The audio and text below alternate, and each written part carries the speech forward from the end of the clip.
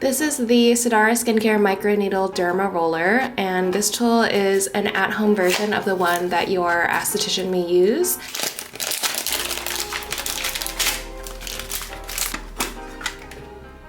It looks like a mini paint roller and it has these like tiny needles on it.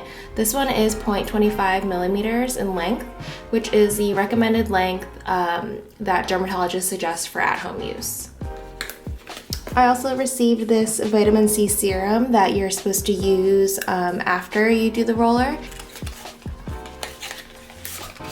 This serum has 20% vitamin C and 5% hyaluronic acid to brighten, smoothen, and plump your skin.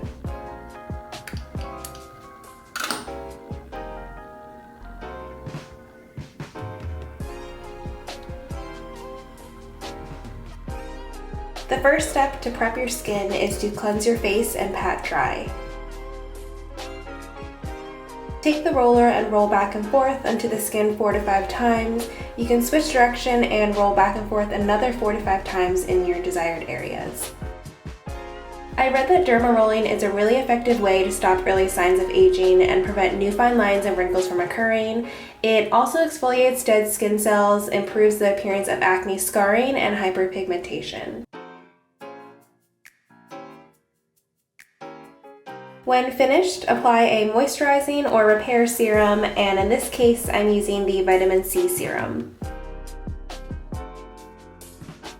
It's always better to be active and take preventative measures, so it's never too early to add something like this into your skincare routine.